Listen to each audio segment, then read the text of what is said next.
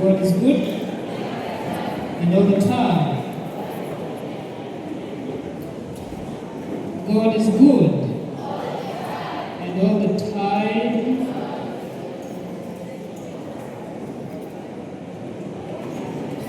I'd like us all to rise. I'd like us all to rise. Let us all rise. Let us all rise. Rise. Rise. I wish I would say rise and immediately against the body. To show them that they should always pray and not give up. He said, in a certain town there was a judge who neither feared God nor cared what people thought. And there was a widow in that town who kept coming to him with the plea, grant me justice against my adversary. For some time he refused, but finally he said to himself, even though I don't fear God or care what people think, yet because this widow keeps bothering me, I have to see that she gets justice, so that she won't eventually come and attack me. And the Lord said, listen to what the unjust judge says, and will not God bring about justice for his chosen ones, who cry out to him day and night? Will he keep putting them off? I tell you, we will see that they get justice, and quickly. However, when the Son of Man comes, will he find faith on the earth? We may be seated.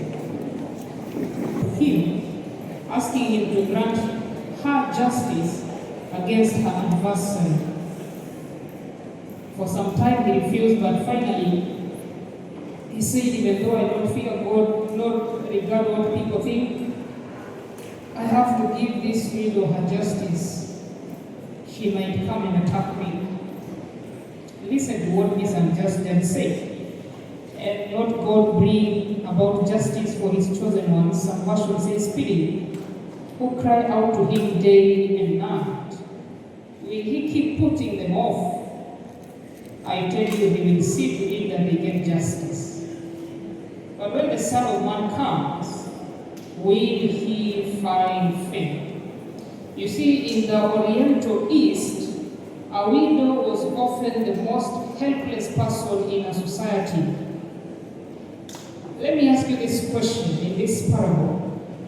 Who does the widow represent in this parable? Who does the widow represent? Hey, who does the widow in this parable represent? The widow represents you and I? Quite possibly true. And who does the unjust judge represent? Who does the unjust judge represent? Mbona sisikii kama kuna ujasiri? Who does the unjust judge represent? I hear some people say God, I hear some people just making gibberish sort of noises. Now this parable is juxtaposing the character of God and the character of the unjust judge. One of the key lessons being that God is not like the unjust judge. God is not like the unjust judge. I gave you a window to talk, you didn't talk, now you're talking in a window I've not told you to talk. What's happening?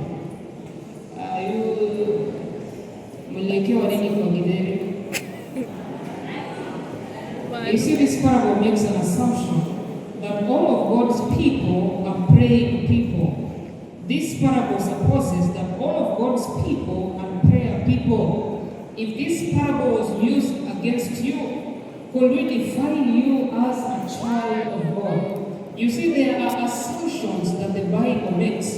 When the Bible says, in the beginning, God created the heavens and the earth, the Bible assumes that you already know who God is. You already have a clue of who this God is. This is a good one. Elsewhere, Jesus makes an assumption that all Christians fast. In talking to his disciples, he tells them, but when you fast, It tells them Pharisees and Sadducees, they fast in this manner. But when it comes to you, when you fast, he assumes that all Christians are fasting. He does not say if you fast, he says when you fast. This widow goes to a judge who fears neither God, nor does he have regard for his fellow human beings. This judge actually knew, and he acknowledges, he says, I don't fear God, and I don't regard what other people think.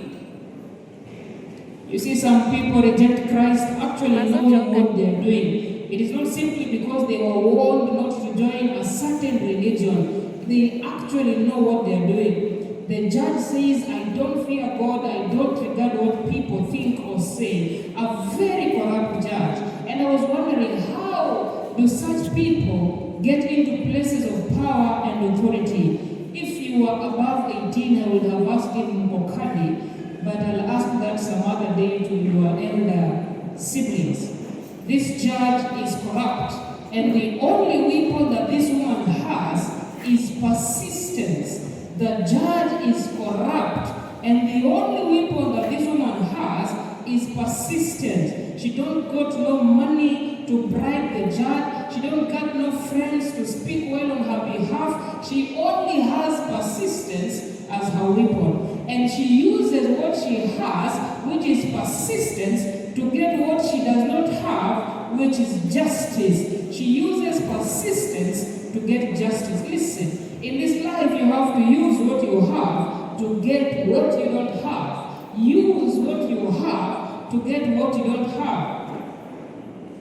A master goes to a far country, calls his 3 servants, gives each of them talents.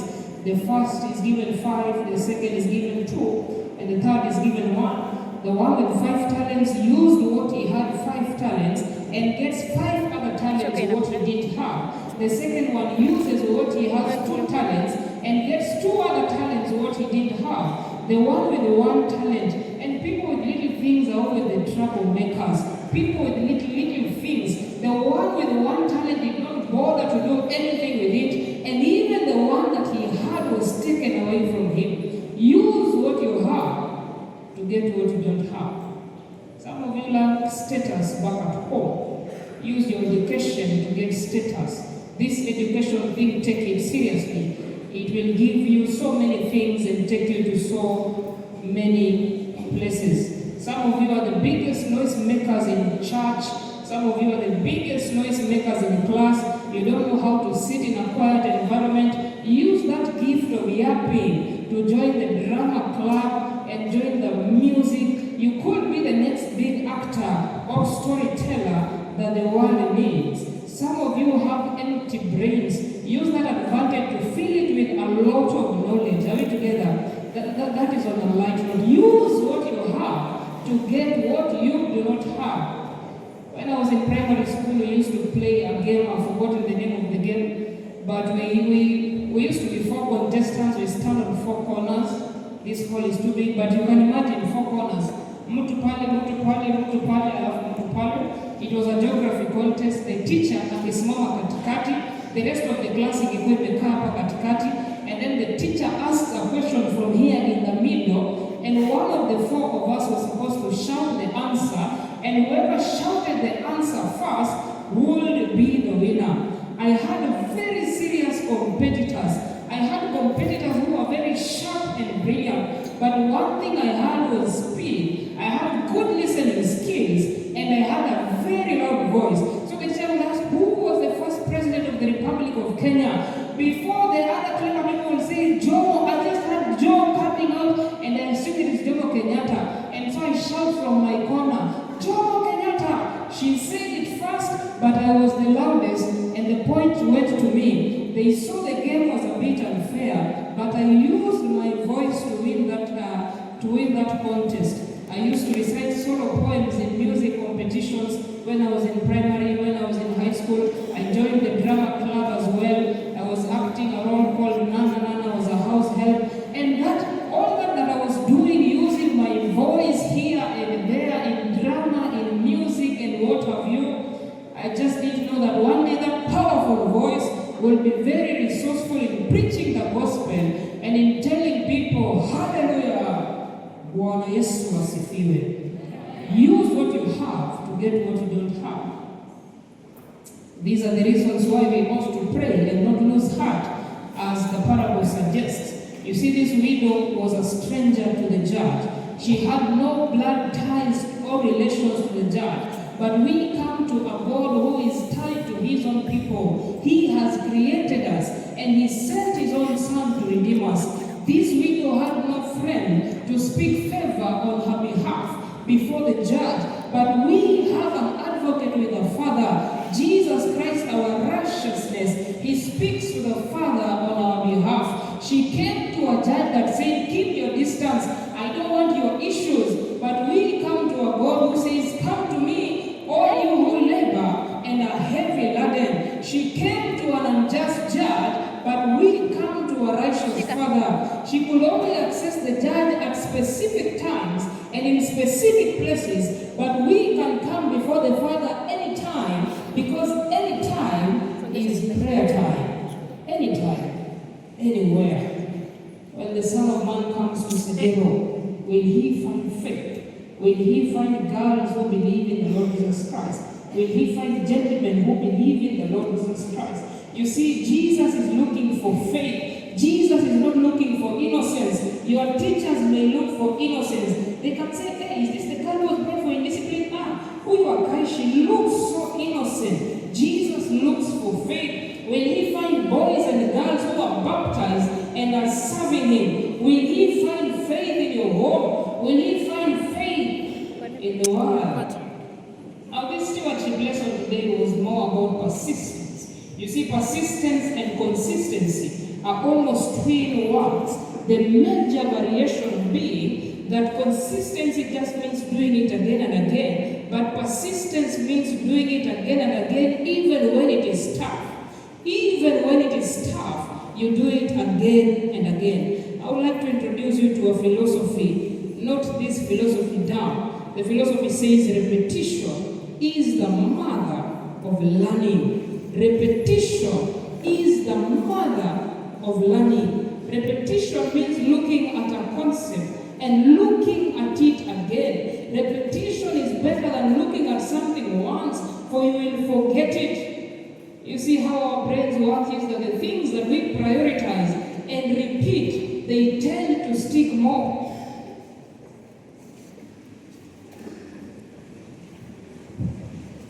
But the things that we take a glance at, they easily disappear. That is why it is so hard to remember people's names unless they have names similar to a brother, a sister, a relative, a friend, or a teacher. Someone may come and tell you, hi, my name is Brian, or my name is Kevin. In fact, those are names of boys you should stay as far away from as possible. Are we together? Brian and Kevin. What? But it's only fair I also give you names of girls who you should stay as far away from as possible. Like if you share a name with my ex, I'm sorry, you're a bad girl. If you ever hear of a lady called Jacqueline, run. If you ever hear of a lady called Beatrice, those are bad girls. Not forgetting bad names like Caroline. You know, Caroline itself sounds like a big woman's name. How do you name a child Caroline? You hear the name Caroline, you think they are 50 years old, or something like Elizabeth. You know, even Queen Elizabeth died, yet there's an Elizabeth walking here. Anyway, you easily forget these names because there's a high chance you have only met this person at a funky, and there's a high chance this is the last time you are meeting this person. Repetition is the mother of learning. Praying without ceasing, praying repetitively is better than praying little or not praying at all. For in the time of trouble, the one who does not pray or the one who prays little will be telling people, please pray for me, as though they cannot pray for themselves. Repetition means doing something until it becomes natural order. We have eaten so many times that our hands, our brains know exactly where our mouths are, that even in total darkness, you can eat in peace is doing something until it has become natural order. You may have heard of Mbavu Destroyer, Weka ni Mambi, and you may have heard of Majembe, Challenge Man, Shamba Inalimwa Mlimwa. These two people are preparing for a boxing match. Majembe got himself a professional boxing coach, and he was repetitively punching, throwing punches and punching bags and whatnot. Mbavu the Destroyer also prepared for the fight by name-calling his opponent Nyang'anya. He was online name-calling his opponent Nyang'anya repetitively. On the day of the match, we saw that repetitively throwing punches at a punching bag is better than repetitively talking about how you will take 3 wins. You see, the things that you repeat should actually, especially matter. The things that you repeat should be things that matter. Do the stories you repeat in class, are they things that matter? You may think Majembe was a fool, but he knew what he was doing. The Koshoto guy, he knew what he was doing. He wanted to become, He wanted to become a content creator. He knew by name calling his opponent, he would get popular and famous online. And now that the logo is behind him, he is fully a content creator. Repetition is the mother of learning. I know the teacher has taught you about kinetic energy in class. Look at it again until you easily know everything that entails kinetic energy. Read that set book so many times that you know where the main character was born, you know the plot twist, you know the themes and whatnot. Do so many exercises that you know so long as I'm given a question that looks like this, when I am armed with this formula, I can easily handle questions of this manner. You see, there are things that seem difficult to us only until we repeat them again and again, then they become easy. Preachers have preached severally until you look at them and wonder, were you guys born preaching? Your teachers have taught you severally until some of them don't come to class with any textbook. They just show up in class, and so long as they have a chalk and the ability to talk, they will spew content. The same is possible with you. For repetition is the mother of learning. For I assume that in the day of examination, you don't carry your notes into the examination hall. Should I continue assuming it in that manner? I'm assuming that when you go to do exam, you don't go with your notes. You just go the way you are. You don't go with your notes whether they are in textbooks or whether they are scribbled little notes or whether they are drawn somewhere on your hand or feet or wherever you decide to draw them. Repetition is the mother of learning. Jacob persisted and said, I am not leaving you, God, until you bless me. The Gentile woman who came to Jesus, and Jesus told her, for now, I'm only dealing with Israel. I'm not dealing with people outside Israel. She persisted and told Jesus, even the dogs eat the crumbs that fall out of the table, and she left there with a daughter who was healed. The Bible says, whoever endures to the end, that same person is going to be saved. Persist even in tough times. Persist. Yes, you have studied, you wrote the exam, and you failed. Study again. Persist. Some of the first jobs that you learn will either be mega jobs or they will either be giving you mega salary. Persist. Elisha persisted, being the helper of the prophet Elijah, carrying his staff. And other verses have even noted that he used to pour water on the prophet's hands. You know, when he was called to help Elijah, he thought he was going to do cool stuff like calling fire from heaven. But for 10 years, he persisted being the prophet's helper. If the prophet says, I need water, Elisha will be there with water. If the prophet says, I need hot water, Elisha will be there with hot water. For 10 years, Elisha's persistence was so high, till just before Elijah's ascension to heaven, he tried telling Elisha, go back home. I might be taken away from you anytime. Elisha said, I am not leaving you. Elijah said, okay, what do you want to happen to you when I'm taken away from you? Elisha says, I want a double portion of the the Spirit that was in you. And indeed, Elisha got a double portion in his lifetime. He did twice as much miracles as those that Elijah did. His very first miracle being a group of boys saying, hey, you baldy, where your hair at? Where has your hair gone to? And Elisha's like, hey, bears, you guys busy? And the bears say, no, we ain't busy. We could actually use a snack. And Elisha says, bon appetit, enjoy. Twice as much miracles because he persisted in pouring water on the prophet's hands. The Bible says, whoever endures to the end, the same shall be saved. Persevere in prayer, persevere in Christianity, persevere in your studies, and in the end, you shall be saved. In Jesus' name. Let those who wish to persist rise on their feet so that we pray. Only those who wish to persist.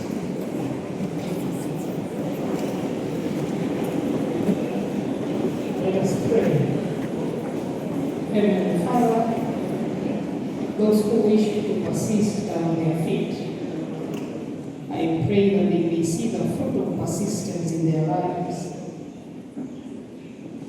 that they may behold your goodness in the land of the living. It is in Jesus' name we have prayed, trusting and believing. Amen.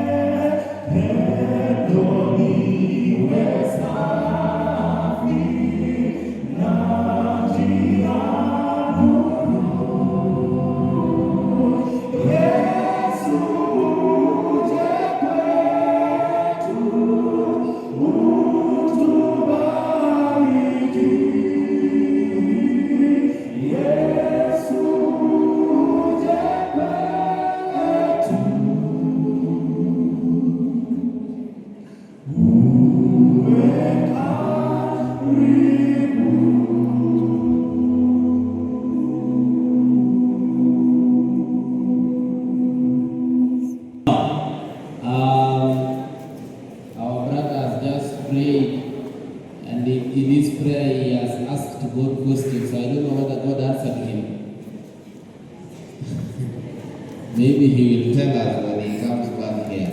Now, this is a leadership program, and I will try as much as possible not to make it sound a sermon, but to sound a teaching. So I will try to teach more than to preach in this very program. Now, in this program, your leadership, I have a title of our presentation. And the title of our presentation is, "What is your name?" Can you ask your neighbor, what is your name? Ask them, do you look like your name? Now, after asking them, can you try to think whether your neighbor looks like their name?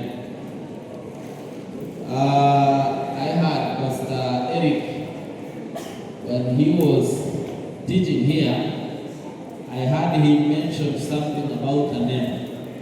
I heard him mention Elizabeth. I heard him mention Caroline.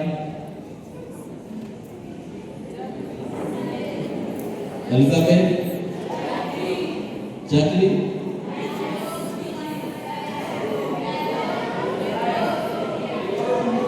Okay, I cannot get what you are saying, but there is something about her name.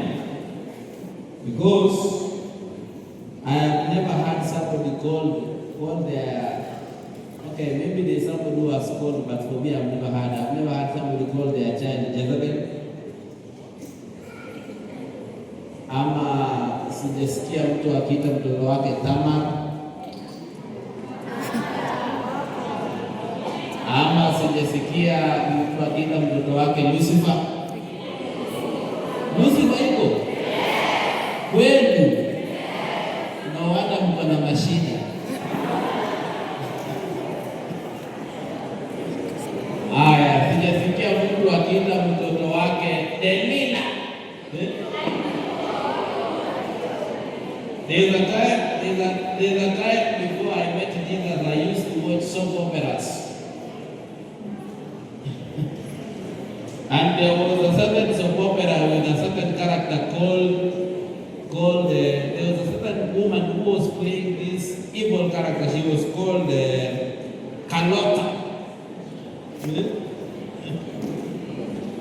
Now, today I'm not coming to talk about the name you have. But in leadership, your name matters. That is why I am asking, what is your name? Each of us, in our own respects, are leaders. Whether at your home, whether in church, whether you are with your friends, in one way or another, you are playing the role of leadership. And I want to say something, but before I say that, I want us to begin with the word of God. The book of Proverbs, chapter 22, verse 1. The man of God, Sulaiman, says something. Can you help us project that verse? The book of Proverbs, chapter 22, verse 1. Proverbs, chapter 22, verse 1. As we read that verse, let us pray. Our Father and God in heaven, we thank you for this opportunity you've given us to be here and to listen again from you. Speak and teach us as you will, for we have prayed in Jesus' name. Amen. Now, those people who do not say amen, what agenda do you have with us here? In Jesus' name we pray. Now, let us read this one. A good name. What is the Bible saying? A good name is more desirable than great. A good name is more desirable than great. A good name is more desirable than great. To be esteemed is better than silver and what? To be esteemed is better than silver and what? Today, in the program of leadership, I may not say so many other things, but I want you to ask yourself, whenever your name is what is the first thing that comes to the minds of people? In the recent few months that have gone, we have had a name of a certain man called Mackenzie. There is a story of Shakahola, where people were promised that if they fast and die, they will go to. And by the way, when Mackenzie was taken to court because of what was seen to have been assassination or killing of people, the lawyer of Mackenzie in court spoke and said, yes, my client, Your Honor, said that if these people will fast and die, they will go to heaven. Give us proof that those people are not in heaven.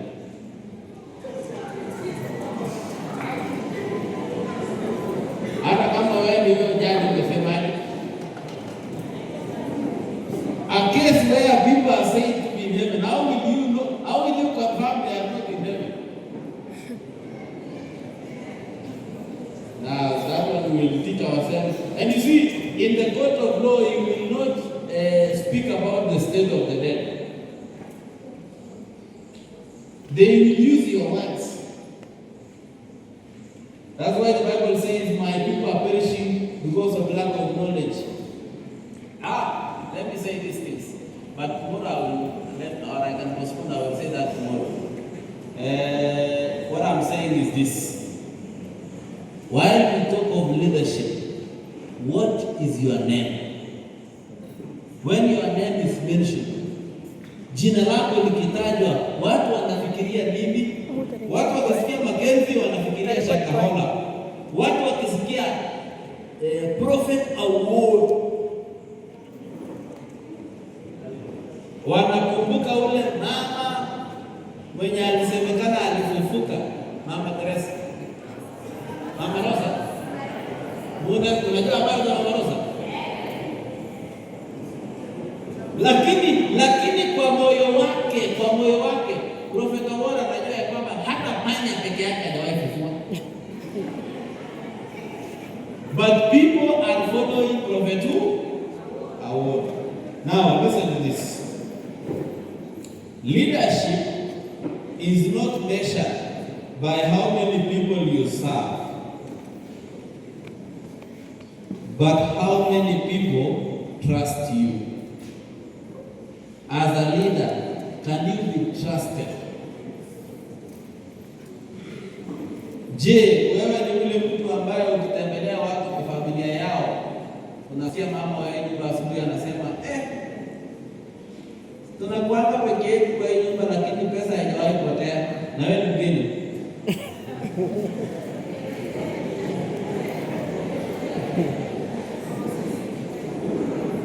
Wewe ni ule mtu ambaye ukiingia kwa mkutano, mwenye anasimamia mkutano anaanza kutangaza, chunga mzigo wako, kila mtu achunga mzigo wake. What is your name? Wewe jina lako likitajwa, watu wanafikiria nini?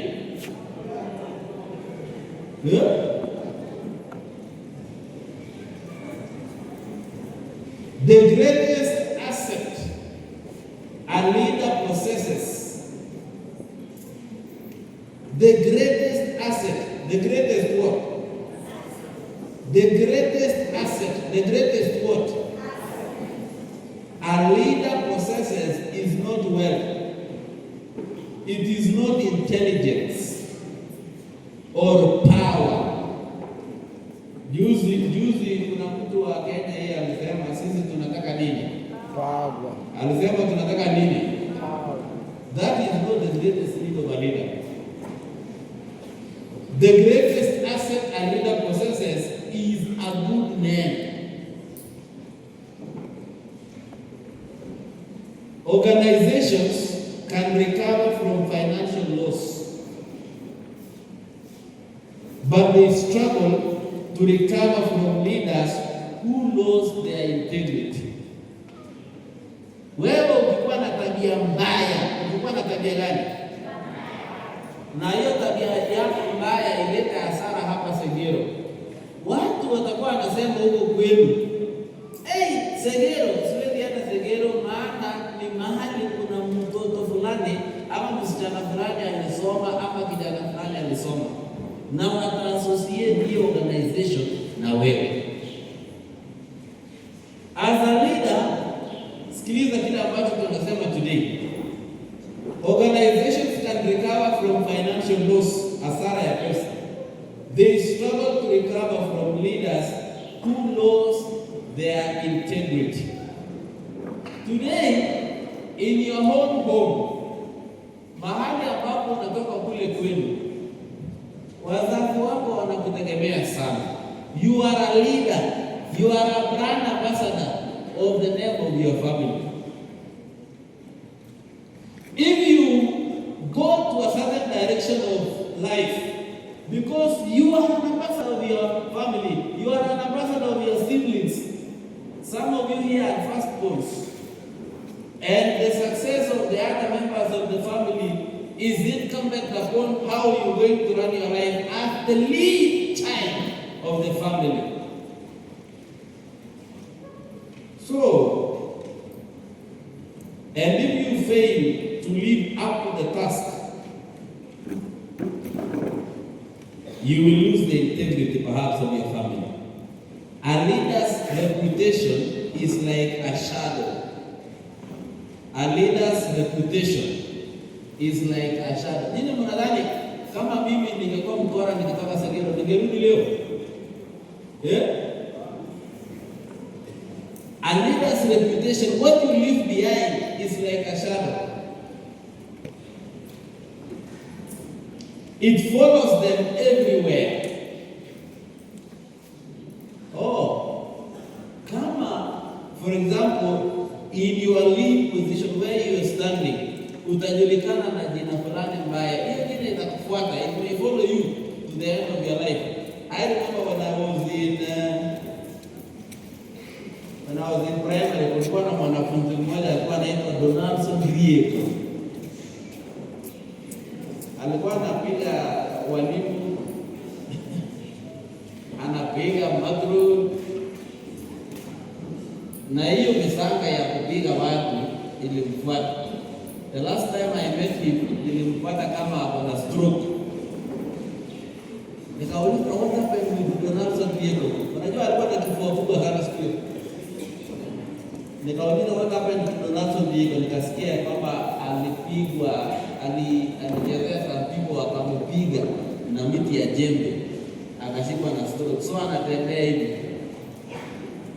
kwa sababu one part of the body cannot coordinate.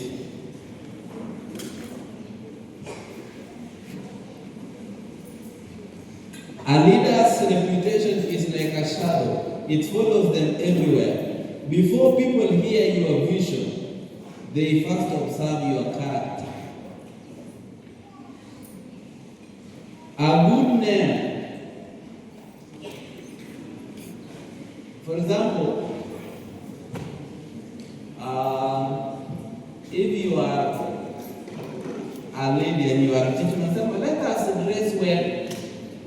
Ukikuja hapa mbele na umevaa mini skirt, na unaambia watu, jamani, tuvae vizuri, wanasema vaa vizuri kwanza.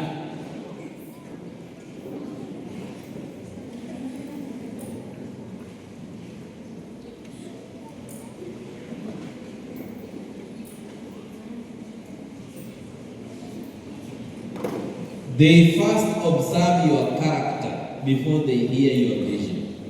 A good name will build trust. Trust is the foundation of leadership. People willingly follow leaders they trust. If you want to get masses, for example, if you begin business, and by the way, most of the Adventist businesses are thriving because of what we call trust. There is an hotel in Eldoret where one of my churches is, named Better Health. When you go there, during the lunch hour. You will find most of these respected people in the society, they have come and they are eating their lunch from that very hotel, and they are paying any amount that is charged there. If you would ask them why they are coming, it's because in Bethlehem, when they tell you, our Jews, we have not added sugar, processed sugar. If they are so honest to that, they do not. If they say there's no sugar, there's no sugar. If they tell you this is brown chapati made from pure wheat, it is pure wheat. That is what we call trust. People struggle with whether you mean what you say. Whether you really mean what you are saying.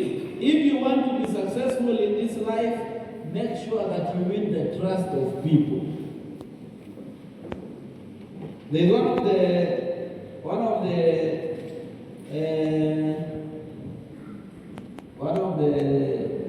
travel, let me call it an agency or whatever, a company that deals with transport. When that company says, we will not add a passenger on the way, they mean it. Even if you stop that car on the way and you say, it's only me and the space, when the car leaves the station and they have promised the customer that they are not going to stop and pick people along the way, they mean their word. And you will find in that very station, people traveling or travelers are flocking that very station because they have won, the station has won the trust of the service recipients, those who enjoy their services. Can you be trusted? As a leader, you are a leader, you who is listening to me. Do you mean what you say? Do you have the capacity and the capability to keep your promise? Me as a pastor, when I say I will come to your church and you have invited me, do I wait for Friday and then I say, no. I forgot and I did not forget. Kuba, I've been called to a bigger church.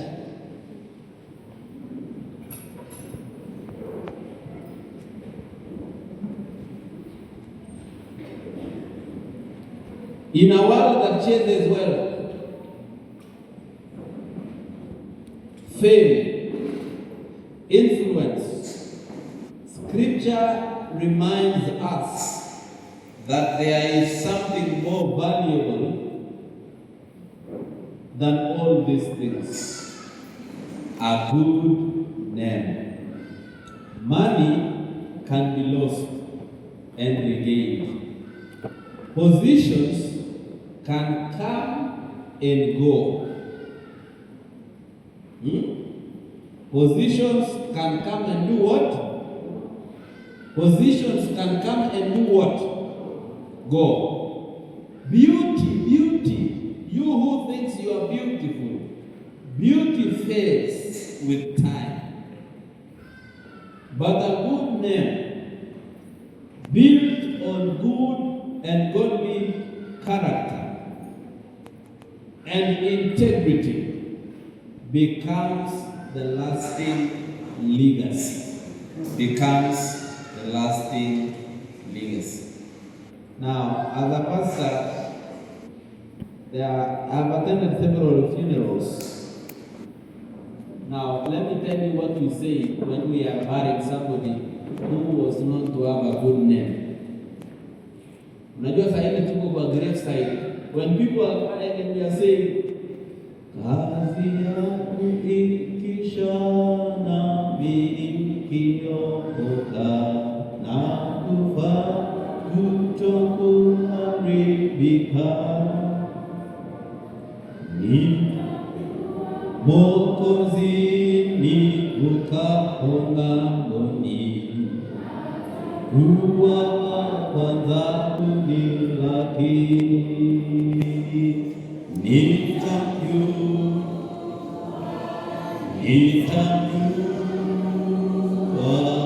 nikimwona uso kwa uso, nitamjua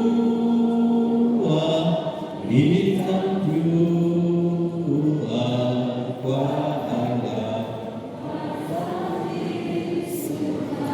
Now, listen to what now we say when we know this person who has died was somebody with a good name. This is what we say by the graveside. This is, now we are talking about somebody with a good name. Tunasema, Mungu, kwa kuwa kwa hekima yako umemruhusu ndugu fulani alale, leo tunamrudisha mavumbini, ulivyoagiza ya kwamba mavumbi yatarudi kwa mavumbi. Tunafanya hivi tukiwa na matumaini ya siku ya ufufuo, alafu tunarusha mchanga. Huyo ni mtu mwenye hapana jina je? Alafu sikia sasa, yule mtu mwenye alilingwa na chupa ya pombe kwa baba. This is what we say. Anaua msikini because huwa mnalia mnasema, lakini tunasema hivi. Mungu wa mbinguni, kwa kuwa umempumzisha ndugu huyu kutoka kwa vitu vya ulimwengu huu,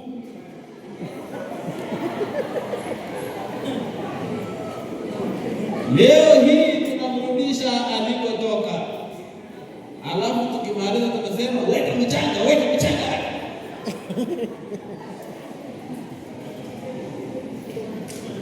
What is your name? Unajua watu ambao hawana jina mzuri, when you don't have a good name, unatupea stress hata kwa matanga. Watu wanasema mtawaje alikuwa analewa lakini hatujui aliamua nini na Mungu mwishowe. Wewe sisi tulienda tukabatizwa kwa maji mengi, watu wakiona jua ikiwaka, wewe unataka kusema hatujui uliamua na Mungu. The Bible says, and the Lord declares, that those who will declare me as their God publicly, I will declare them publicly before my Father that they are my children. Hallelujah. Mungu wa mbinguni anasema, wale ambao watanitangaza hadharani, wale ambao watanitangaza peupe ya kwamba mimi ni Mungu wao na mimi pia mbele ya Baba yangu nitatangaza ya kwamba ni watoto wangu. Hallelujah. What is your name? Every choice you make is either building or damaging your name.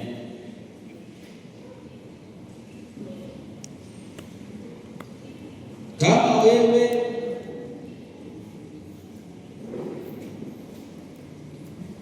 ni kukuwa na girlfriend 15,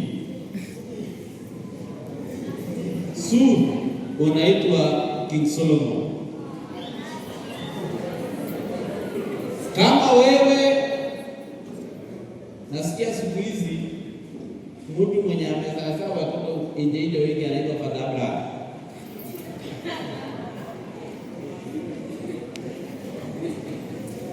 What is your name? When your name is high, what do people think about you?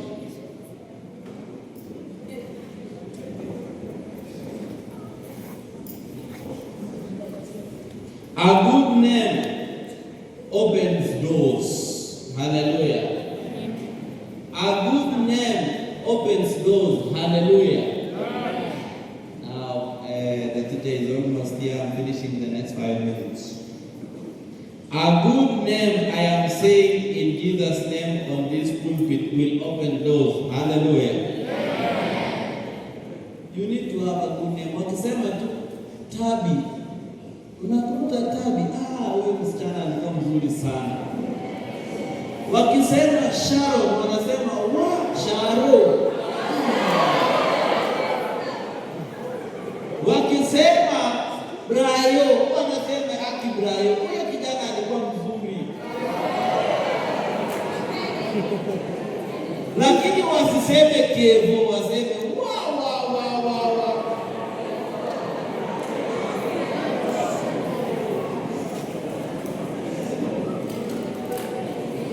People may first notice your talents, but they continue trusting you because of your character. Hallelujah. When your name becomes associated with integrity, opportunities will increase. Hallelujah. Waseme huyo ni daktari anayetibu vizuri. Wasiseme huyo ni daktari, usidhani huyo daktari alisahau makasi akashona makasi ndani ya tumbo. Unajua kuna patient aliwaenda hospitali alafu daktari akaenda operation room kama amelewa. Akasahau makasi. Sasa patient alifika nyumbani anasikia kitu inanili kwa tumbo. Walipoenda kufanya x-ray wakapata makasi. When you have a good name, opportunities will increase in Jesus' name. Amen. When you have a good name, trust will grow. Amen. When you have a good name, influence will expand. Hallelujah. When you have a good name, God will entrust you with greater responsibilities. Hallelujah. Do you know some people are poor because God cannot trust them? Pesa kidogo tu kwa kununua ndio anakumbuka kununua. Pesa kidogo amechange walking style. Anaweza kanyaga watu.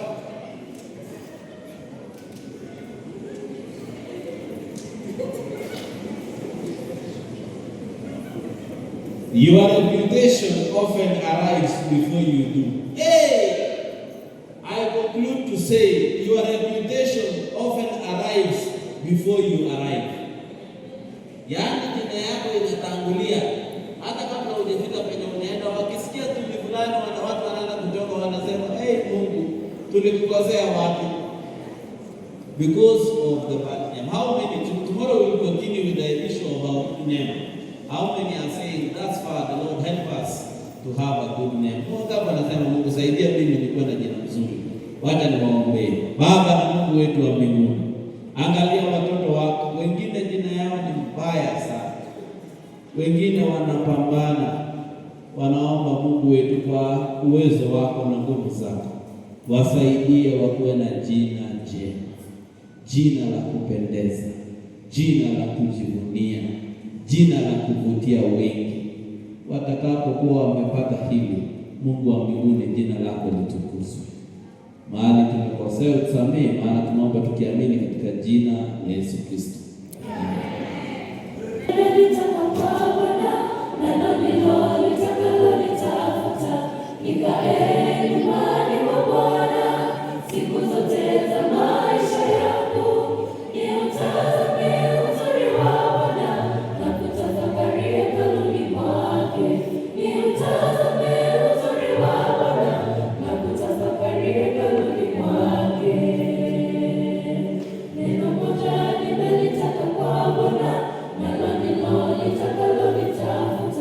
Nikae nyumbani mwa Bwana.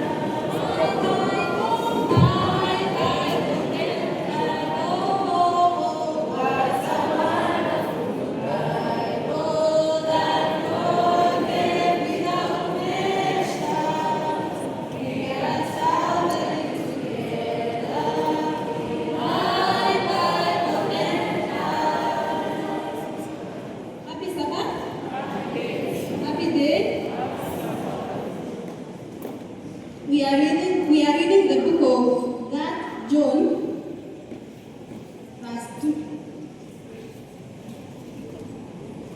And it says, Beloved, I wish above all things that you may prosper and be in health, even as their soul prospereth. Amen.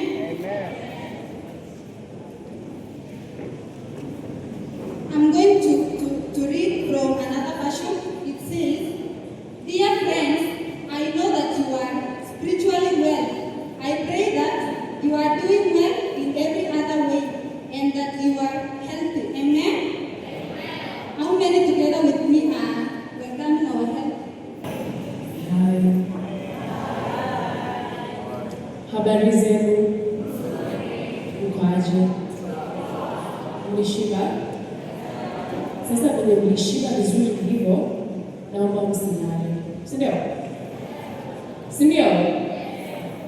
Hello? Watu huko nyuma siwasikii. Hello? Yes, sasa nimewasikia. Let us pray. Speak unto us, O Lord, at this time, for we pray in the name of Jesus Christ. Amen. So yesterday, we have a small recap. Yesterday, we were talking about health, and we say wiki yetu tunaenda kujifunza about what? Yes, we'll be looking at lifestyle diseases, and we gave examples, right? What was side example moja? Diabetes, east side. Obesity, yes. What was east side? High blood pressure. Ugumisho? Cancer. So leo tunachukua ya hawa. Yenu ni gani nimesema? Yes. So today we will be looking at high blood pressure. And what is the other name of high blood pressure? Good, right? Sharp ones and boys. Yes, we'll be looking at high blood pressure. Then there's an idea what high blood pressure is.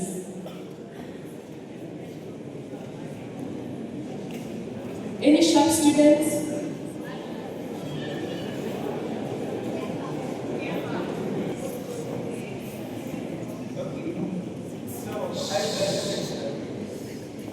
High blood pressure occurs when the walls of the vessels become weak. Therefore, a decrease in volume increases the pressure of the blood. Hey, pigeni kijana makofi. Yes. Sasa, JSS high. JSS high. Usiniangalie vibaya. Umeelewa vile amesema? Mnajua blood vessels ni nini? Mnajua ni nini? Sasa, let us take an example of this. We have an engine, you know? And we have this engine and we have a tank somewhere, you know? And it's supposed to be pumping 1,000 liters of water per hour, you know? Watu wa chemistry, when iron and water mixes, na form nini? Which in layman's inaitwa rust, si ndio? JSS unajua rust ni nini? Mpaka hapo tuko sawa? Jojo. Sasa wakati hii pipe yenye inafaa kupitisha maji ina rust, what happens? Inaongeza the thickness yenye